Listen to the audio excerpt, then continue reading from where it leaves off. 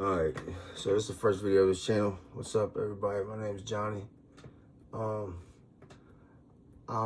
here to start like content creating, and I want to do something with this and grow this platform and grow on other platforms and grow a community of people that are like me and can come to me and holler at me and talk to me about their stories. And eventually I want to have people come on and grow. Right now I don't got like the fanciest setup. I have an Acer Nitro 5070, but no cameras and stuff right like at the moment, because right now I'm just using a fucking iPad. But I'll upload the video. It'll work for now. So I got a list of things that I want to do, but I'm kind of just going to go with the flow too, and not make it too complicated. So if you had a life of partying, doing drugs, and it fucks your life up and brought you a lot of pain, and you're either still in it, and that's okay, come holler at me, watch my shit. Hopefully you can get a message from me. If you got out of it, fuck yeah, good for you. Me too. And I've established my life today, and I'm in a good spot. And I've had 3 open heart surgeries. The last one was February 2025, and they put a mechanical valve in.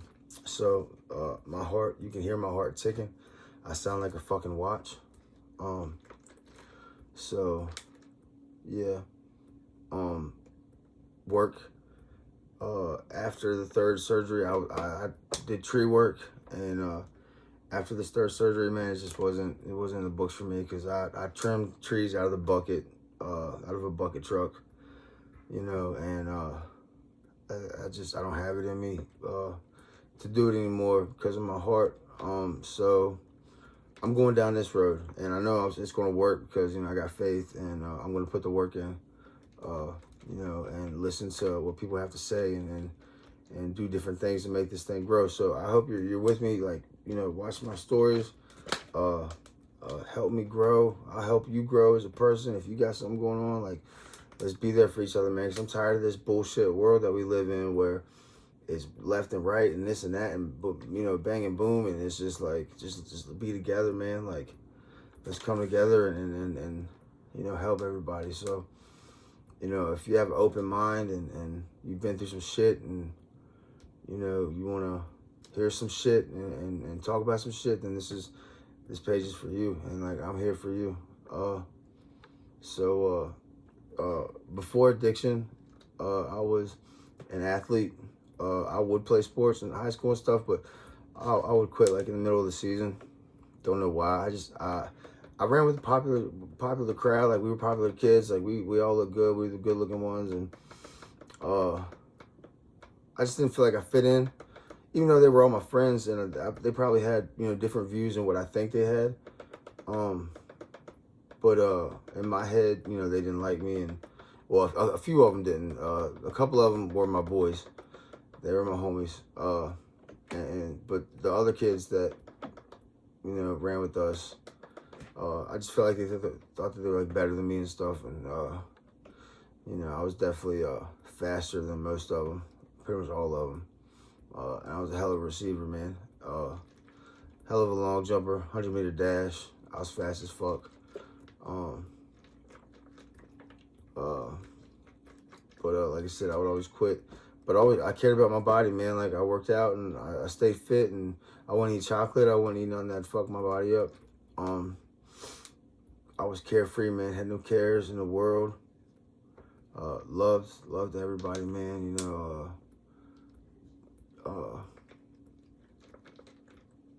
Didn't really have a problem with nobody, man. And didn't have a problem with life at the time.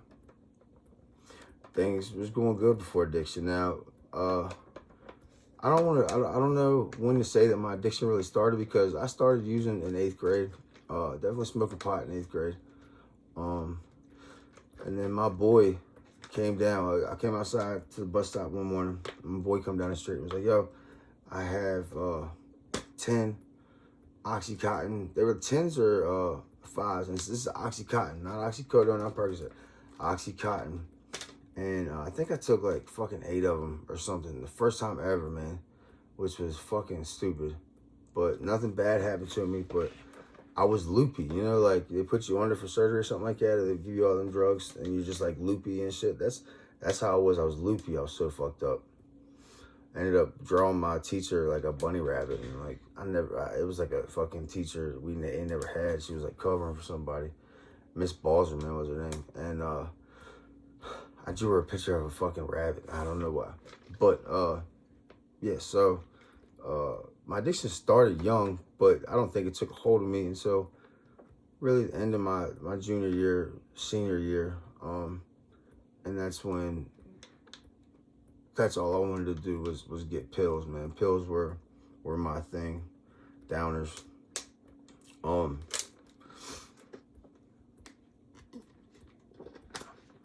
Just sniffing them at the time and popping them. Me and a buddy. And it took a hold of me bad. My 12th grade year, I dropped out of school. For the whole first semester, I didn't go. And I lived at my girlfriend's house at the time. And her mother was the one that convinced me to go back to school that second semester and graduate. So I did, and I had to work my ass off to catch up. You know, all the shit that I missed the first semester, plus do the second semester shit. So I busted my ass to graduate, and I did. I got to walk with, you know, my friends and shit, and I got a picture of all of us the day of, so that's cool. We can jump into, I guess, you know, I've already started talking about how my addiction started, and it was my buddy that day with the Oxycontin. I was like, damn, you know, I love this. That was 8th grade. I was like, damn, I love this shit. And from then on, like, if you had a pill or something, like, I wanted to know what it was. And my buddy actually had some, and he gave them to me. And I don't know if somebody snitched me out or what, because I didn't tell nobody. And now that I think about it, which I haven't thought about it since then, I think that motherfucker snitched on me because I was called down to the office and went to the principal. When I walked to the principal's office, there was a cop standing there. And they were like, yo, we know you got this, blah, blah, blah, empty your pockets, whatever. I was like, here. You know, fucking 8th grade, like 13, 14 years old. And I got kicked out of school for like 3 months. And when I came back, I had grew my hair out, and I don't know, I guess it looked a little different or whatever, but I remember this girl coming up to me the day I came back, and she was like, oh, I'm happy you're back, or welcome back, or something like that. And she like took her finger and rubbed it down my chest, and, you know, told me I look good, and you know, I'm married now, so I gotta watch what I say, because she'll be watching this too, but you know, it made me happy. And so that was the first time that I realized that, you know, like, being bad and getting in trouble and shit, like, you know, women like that, girls like that at that age. Or at least back then. I don't know, you know, now, who the fuck knows, but back then, in my day, the girls liked the bad boys. So that sparked something in me, man, and, you know, I was going to be bad. But look good. Like, you know, there was people that I don't really want to judge anybody on here and stuff like that. But there's people who were just goofballs. You know what I'm saying? Like, and you know, I wasn't gonna be a goofball. I was that popular kid, but I was bad. I was bad, and the girls loved it, dude. I'm not gonna lie. I was you know, a ladies' man for sure. You know, and I fucking loved it, dude. So, you know, so anytime I got the chance to do a pill, or, you know, I was already smoking weed like every day.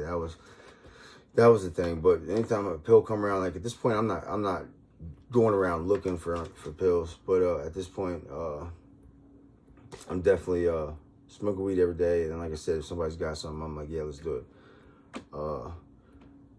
Still, I don't think I was in a full-blown addiction yet, though. You know, like I didn't have withdrawals and shit. I didn't do it that much. I was still working out every day and trying to stay fit. And so that's pretty much 8th grade, 9th grade.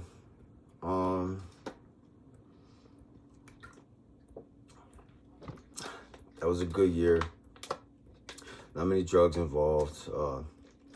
But, you know, I'm getting older. I'm starting to look better than what I was. And the ladies are coming and, you know, and I'm breaking them off and, you know, sending them on their way. And that's what I was known for. You know, I do know that. You know, there's some girls I would try to talk to and be like, no, I know what you're about, blah, blah, blah. And that was true, but my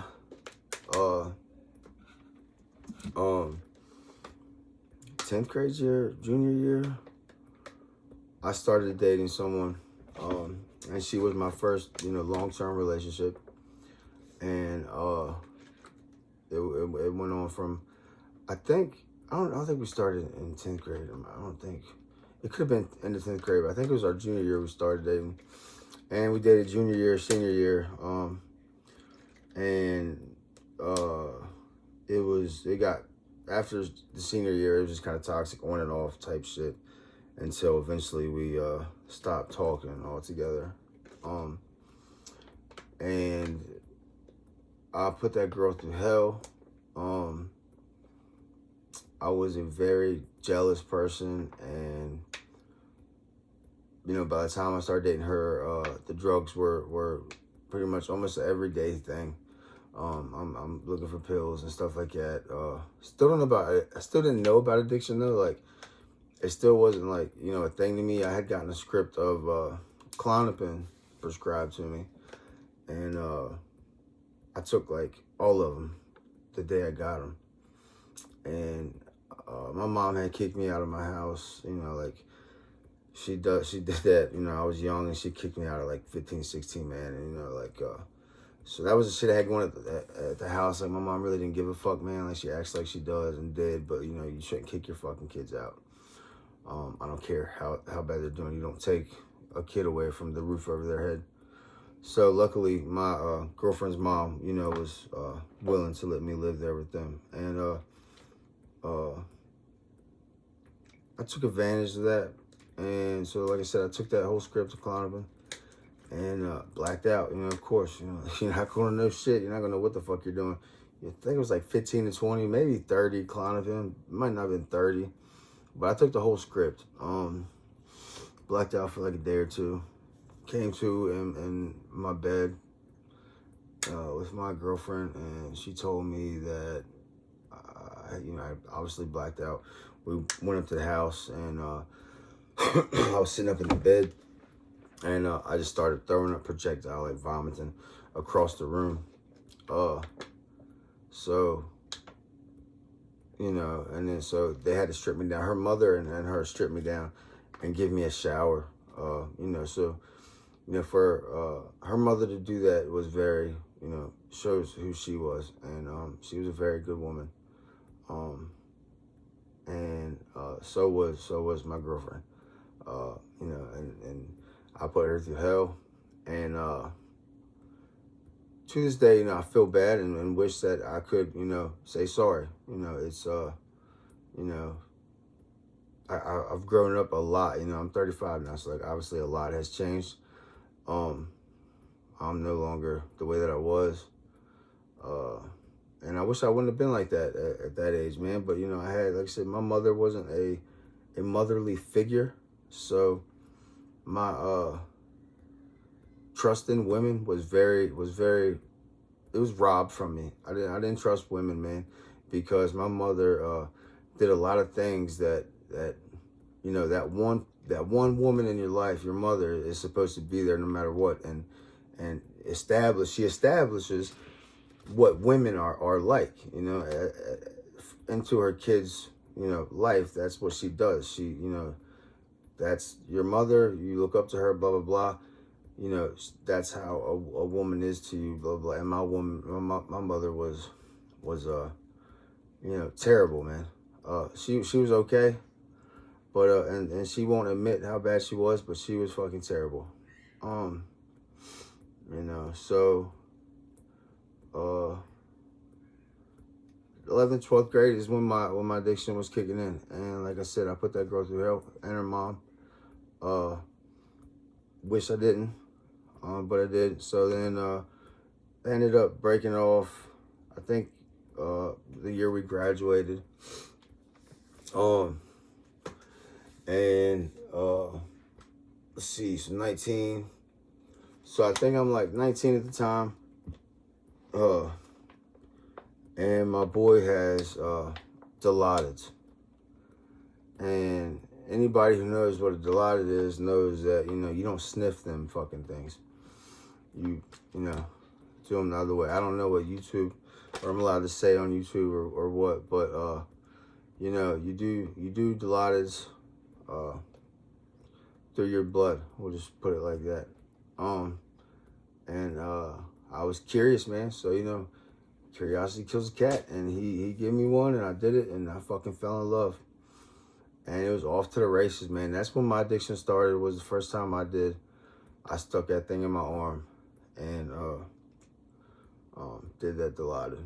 It was off to the fucking races, and man, I worked in my grandfather's restaurant. He had a restaurant for 42 years, in Luray, Virginia. It was called Brown's, and Chinese restaurant, and so I worked there, and I would steal money out the cash register. I'm sure he knows. I have never told him. I've apologized for some things. I don't think he realizes the scale, or he might, because, you know, he had to count out at night and stuff like that. But I would steal money from the cash register and make sure I had money to get my Dilaudid, and I would have them come and drop them off sometimes at work, and I would go to the bathroom in the basement and do them. And then my boy was still in high school. You know, I think he was a senior at the time, and he was a year below me, or 2 years. And I would go scoop him up from work. We had this thing. He would go through teachers' purses, and when they weren't looking and stuff like that, and grab money. And he was good at it. We was both good at stealing shit. We was really good at it, and we'll get to that one day. So I would pick him up.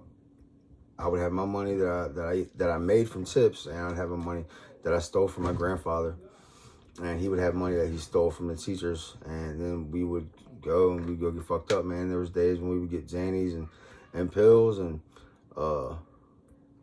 we'd black out for days. One day I blacked out, woke up, had an Obama mask in the back of the car.